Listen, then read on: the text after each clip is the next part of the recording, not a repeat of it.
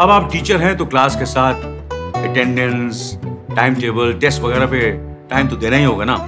जरूरी नहीं है, क्योंकि टीचमेंट बनाता है आपकी क्लास को असली डिजिटल और ऑटोमेट कर देता है ये सारे काम। इसलिए तो कहते हैं कि टीचमेंट पे टीचिंग आसान है। आज ही डाउनलोड करें टीचमेंट। हेलो दोस्तों, आपका स्वागत है मेरे यूट्यूब चैनल शिवानी मिश्रा में। तो यहाँ पास है मेरे पास हिंदी का रियल पेपर। आप यहाँ पास देख सकते हो मेरे पास है सेट डी, और इसका आप यहाँ पास विषय कोड भी देख सकते हो। बट यहाँ पास मैंने पेन रखा है तो आप यहाँ पास नीचे देख लीजिए इसका विषय कोड क्या है।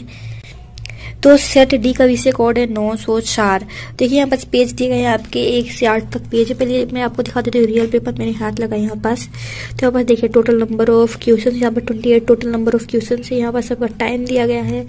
यहाँ पास आप देखिए फ्रंट पेज है, यहाँ पास आपके निर्देश दिए गए हैं और यहाँ पास लिखाया गया है आपका total number of print pages. और यहाँ पर दिए गए मैक्सिमम मार्क्स 80 मार्क्स। और यहाँ पर देखिए आपका दिया है सीरीज नंबर। ठीक है, ये आपको सीरीज नंबर भी अच्छे से दिख रहा होगा यहाँ पास। तो ये बिल्कुल ही रियल पेपर है। तो चलिए इस पेपर को देखते हैं और इस पेपर का सोल्यूशन देखते हैं इस वीडियो में। तो यहाँ पास आप देख सकते हो, यहाँ पास हम आ गए अपना क्वेश्चन नंबर फर्स्ट, जो कि सही विकल्प चुनकर लिखिए। तो यहाँ पास आपका पहला क्वेश्चन है, मेरे नाना पक्के माने जाते थे। तो इसका आंसर होगा मेरे नाना पक्के साहब माने जाते थे। तो यहाँ पास इसका आंसर आपका हो जाएगा साहब। ठीक है, दूसरा क्वेश्चन देखते हैं जो कि है अंगूठा दिखाना मुहावरे का अर्थ है। तो अंगूठा दिखाना मुहावरे का अर्थ होगा एन मौके पर मना करना।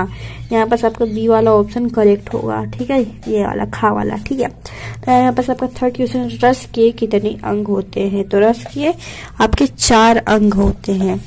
ठीक है ना। यहाँ पास हमारा फोर्थ क्वेश्चन है, कबीर कर्म कांड के थे। तो ये कर्म कांड के विरोधी थे कबीर।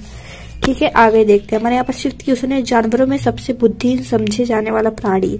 बुद्धिहीन जानवरों में सबसे बुद्धिहीन समझे जाने वाला प्राणी जो है आपका वो गधा है ना। यहाँ पर सब आता है हमारा रिक्त स्थान की पूर्ति कीजिए वाले क्वेश्चन। और यहाँ पर आप देख सकते हो बिल्कुल रियल पेपर। यहाँ पर आपको सीट दिया गया है, पेज नंबर दिया गया है। तो यहाँ पर आपका पहला क्वेश्चन है, रिक्त स्थान का नाना शादी के तुरंत बाद उन्हें छोड़कर पढ़ने विलायत चले गए थे। तो क्या पढ़ने चले गए थे छोड़कर?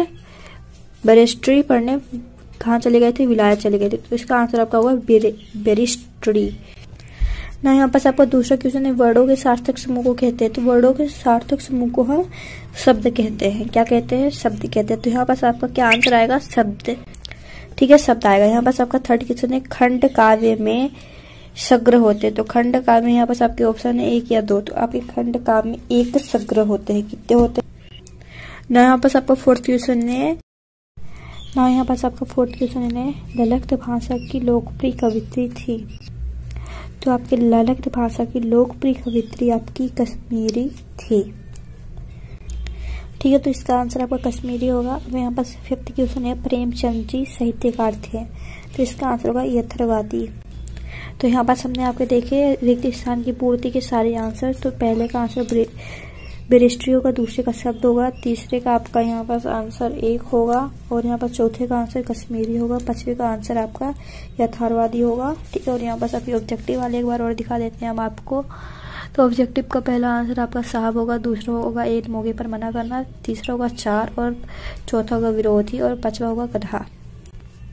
तो अभी हम देख लेते हैं सत्यासत्य का आंसर। यहाँ पर हमारा पहला क्वेश्चन है, सत्यासत्य का नानी के मन में देश की आजादी के प्रति जुनून था। तो ये आपका आंसर हो जाएगा यहाँ पर आपका सत्य। ठीक है ना। यहाँ पर हमारा सेकंड क्वेश्चन है, जो पढ़ा लिखा हो उसे अनपढ़ कहते हैं। तो ये आपका गलत हो जाएगा। जो पढ़ा लिखा ना हो उसे अनपढ़ बोलते हैं। जो पढ़ा लिखा हो उसे अनपढ़ नहीं कहते हैं। तो ये आपका सत्य हो जाएगा। आपको मैंने पेपर में इस तरीके से टिक नहीं करने, इस तरीके से लिखना है सत्य असत्य। ठीक है, यहाँ पर आपका थर्ड क्वेश्चन है, पंचवटी खंड काव्य है। तो ये आपका सत्य हो जाएगा। ठीक है ना। यहाँ पर हमारा फोर्थ क्वेश्चन है, कवि को कोयल से ईर्ष्या हो रही थी। तो ये आपका सत्य हो जाएगा। ठीक है, क्यों हो रही थी उसका रीजन बताते हैं। क्योंकि कोयल खुले आसमान में स्वतंत्र रूप से घूम रही थी, और जो कवि थे वो कालकोठरी में बंद थे, और वो रो भी नहीं सकते थे क्योंकि उसके लिए उनको सजा मिलेगी, इसलिए कवि को कोयल से ईर्ष्या हो रही थी। तो ये इसका आंसर आपका सत्य हो जाएगा। ठीक है ना। इसका हमारा लास्ट क्वेश्चन है, प्रेमचंद के जूते नए थे। तो ये आपका असत्य हो जाएगा। प्रेमचंद के जूते जो थे नए नहीं थे, वो फटे हुए थे और पुराने थे। ठीक है, तो ये इसका आंसर आपका असत्य हो जाएगा। तो ये है आपके सत्य सत्य के आंसर। अभी हम देख लेते हैं अपने सही जोड़ी बनाइए के आंसर।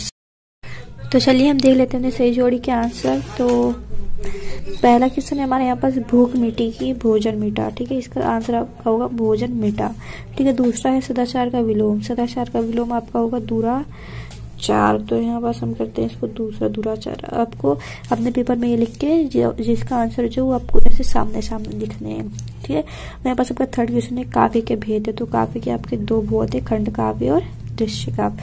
यहाँ पास आपका फोर्थ क्वेश्चन है दवानल। दवानल का आपका यहाँ पास आंसर होगा जंगल में लगने वाली आग, ठीक है, इसका आंसर होगा आपका जंगल में लगने वाली आग। तो यहाँ पास आपका फिफ्थ क्वेश्चन है पोथिया। तो पोथिया एक धार्मिक पुस्तक है, इसका आंसर आपका होगा फिफ्थ वाला ये। तो ये रहे आपके सही जोड़ी के आंसर्स। तो इसमें थोड़े बहुत आपके ले लिए गए हैं रिड्यूस सिलेबस से, बाकी आपके पेपर में रिड्यूस सिलेबस नहीं आएंगे। ये प्रिंटिंग में थोड़ी मिस्टेक हो गई है, यहाँ पर आपके रिड्यूस सिलेबस से नहीं आएंगे। पोथिया वाला आपका रिड्यूस सिलेबस से है, आपके क्षितिज का दूसरे चैप्टर का है। तो ये आपके आप टेंशन मत लीजिए, रिड्यूस सिलेबस से नहीं आएंगे, ये प्रिंटिंग में थोड़ी मिस्टेक हो गई है यहाँ पास, ठीक है ना। यहाँ पास हमारा फिफ्थ क्वेश्चन है एक वाक्य और एक शब्द में उत्तर लिखना है हमें। यहाँ पास हमारा पहला क्वेश्चन है लेखिका ने अपनी नानी को क्यों नहीं देखा, ठीक है, अपने नानी को क्यों नहीं देखा, क्योंकि वो मर चुकी थी। ये भी आपका रिड्यूस सिलेबस से है, ये आपके कृतिका का फर्स्ट चैप्टर से है। तो आपके रिड्यूस सिलेबस वाले नहीं आएंगे, मैंने बताया ना। यहाँ पर थोड़ी प्रिंटिंग की हमारी मिस्टेक हो चुकी है, ठीक है। उपसर्ग किसे कहते हैं आपको पता होगा, जो शब्द के आगे लगते हैं और शब्दों का अर्थ बदलते हैं उपसर्ग कहते हैं ना। यहाँ पर आपका थर्ड क्वेश्चन है गोस्वामी तुलसीदास के मुख्य काव्य महाकाव्य का नाम लिखिए। तो यहाँ पास गोस्वामी तुलसीदास के मुख्य महाकाव्य के नाम आपको लिखने हैं, जो कि आपको स्क्रीन में शो हो रहे होंगे। यहाँ पर आपका फोर्थ क्वेश्चन है रस खान का मूल वास्तविक नाम था। तो रस खान का मूल वास्तविक नाम भी आपको स्क्रीन में शो हो रहा होगा। यहाँ पर आपका फिफ्थ क्वेश्चन है छित्तीस का अर्थ क्या है। तो छित्तीस का अर्थ, ये सारे क्वेश्चन के आंसर आपको स्क्रीन में शो हो गए होंगे, ठीक है ना। अभी हम अपने देखते हैं सिक्स्थ क्वेश्चन।